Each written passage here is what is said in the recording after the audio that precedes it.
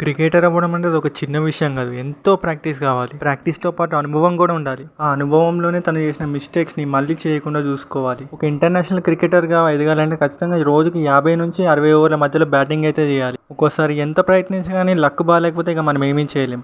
అలాంటిది వైభవ్ సూర్యవంశి 14 ఏళ్లకే క్రికెటర్ అయ్యాడు. ఇప్పుడు తన బ్యాటింగ్ ఎనాలిసిస్ అయితే మనం చేద్దాం.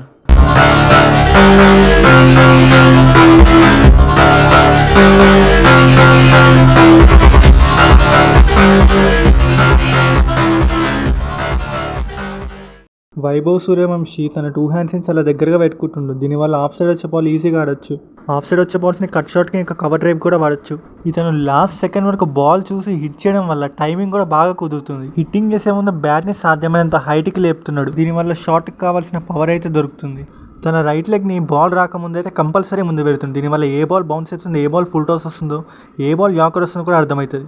కానీ దీనివల్ల బాల్ పిచ్ అయ్యి బ్యాట్స్మెన్కి అవేగా వెళ్తే వికెట్ పడే ఛాన్స్ అయితే ఉంటుంది. ఓన్లీ షాట్సే కాకుండా కొంచెం డ్రైవ్స్ కూడా ఆడితే వైభవ్ సూర్యవంశి వికెట్ తీయడం చాలా కష్టం. అతని స్టాండ్స్లో ప్యాడ్స్ దగ్గర రానికి కొంచెం ఎక్కువ టైం తీసుకుంటుంది. కాబట్టి బాల్ ప్యాడ్స్ మీదకి స్పీడ్గా వేస్తే వికెట్ పడే ఛాన్స్ ఎక్కువ ఉంటుంది.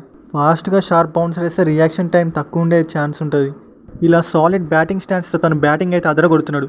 ఇలాంటి ఇన్ఫర్మేటివ్ వీడియోస్ కోసం మీరు మా ఛానల్ని లైక్ చేయండి, షేర్ చేయండి, సబ్స్క్రైబ్ చేయడం మాత్రం మర్చిపోకండి. Thank you for watching.